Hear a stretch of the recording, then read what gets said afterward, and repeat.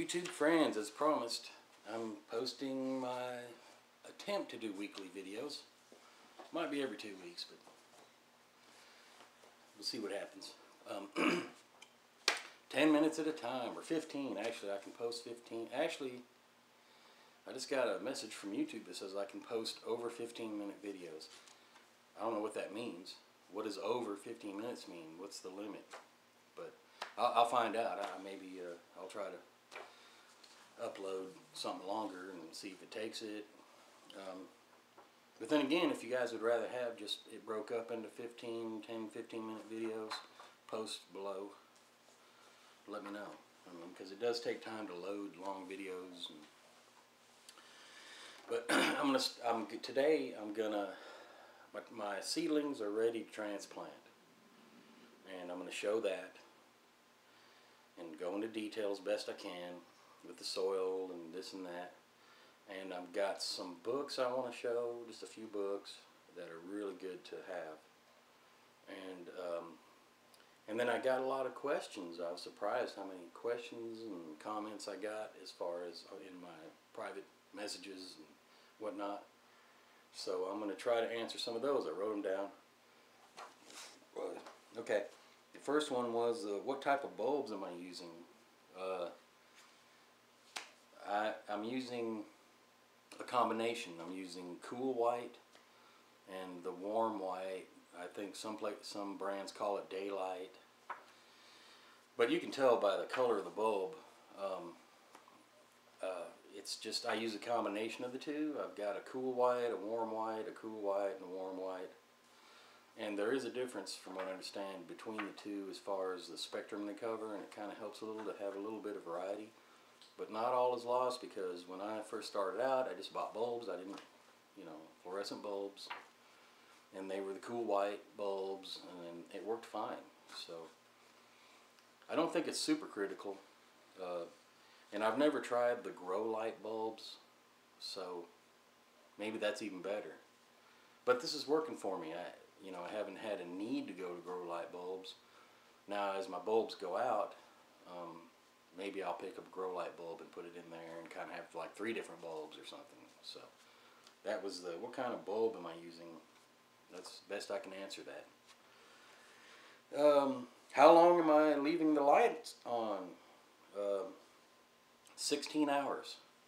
It takes a lot of fluorescent light to imitate sunlight.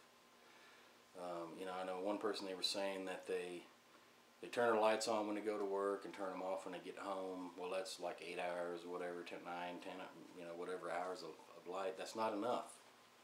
That's really not enough. You want your light on all the time except for like 8 hours, to give them a break. So 16 hours, what I do is 16 hours of light, 8 hours of dark. And then one additional thing I do is I have my lights on during the night, because I have them out in my garage and it gets cool at night. And I think it just helps to have the lights on at night, just to give them that little extra warmth to kind of knock the edge off the coolness. So they're actually off during the day, 8 hours. I'll get up in the morning, I do the opposite. I'll get up in the morning and turn the lights off. And then in the evening, around dinner time or so, I turn them on. And then they're on all night. So that's how I do my light. What's the other thing? The temperature as far as the temperatures, it depends on the plants, but pretty much generally speaking, when you're germinating the seed before it sprouts, you want to kind of keep it up there around that 80 degree range, and you'd be amazed. They'll sprout fast, and if you can't get them up there in that temperature range, it could take a week, 2 weeks, 3 weeks. So I try to keep them up and around that close to 80 degree range when they're sprouting, and keep them moist. Okay, and then once they sprout, I try to knock the temperature down into the 70s, 70 to 75 range. If you keep it up in that 80 range, It dries that soil out pretty quick and stuff. So and I think somehow it helps, you know, to kind of drop that temperature a little bit when they come out. You know, it's not too hot and, you know, dries out quick. That's what I do. So it's like 80 degrees roughly for germination, and then the seedlings I try to keep in that 70 to mid 70 temperature range. What was the other thing? Somebody was asking about Jiffy Mix, and I use Jiffy Mix. You can use, actually I didn't use total Jiffy Mix this year. I couldn't find it, and I had some left over from last year, but not enough. So I bought some Miracle-Gro seed starting mix, I think it's called, or something like that. And I mixed it half and half, and it worked out good. The Miracle-Gro has some fertilizer in it, and I was kind of, the only thing I don't like about the Miracle-Gro seed starting mix is that it's really chunky and it's got a lot of sticks and particles and bits of fertilizer and little particles of perlite and stuff in it. And then when I was putting the seeds in, I was losing track of where I put the seed, you know, where I could cover it, because there were so many particles and chunks. The Jiffy Mix is a nice smooth stuff, and you can see what you're doing when you're putting your seeds in and stuff. So I'm not that crazy about it, but it worked. It works good, you know. So can't knock it. But I spent a lot of time like plucking out stems and junk that was in the soil. I mean, why do you got to put all that in there? It's a seed starting mix, you know. I mean, there was chunks of stems that big in there. So,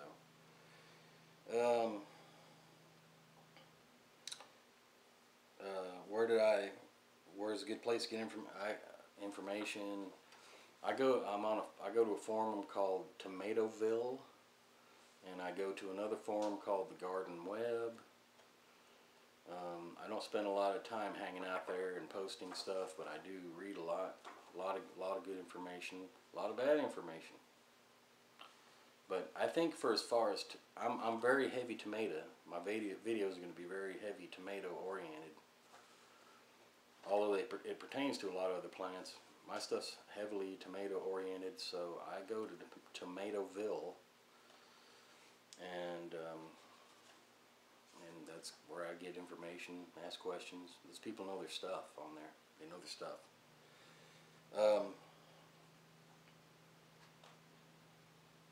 When do I put my plants out? Well, that's a big question. I mean, depending on where you live, your region, your temperatures, the time of the year. That's really hard to answer. But here's what I go by, and this should work in any part of the country, is I go by the nighttime temperatures. When the nighttime temperatures are steadily between 55 and 60 degrees overnight, that's when the tomatoes need to go out.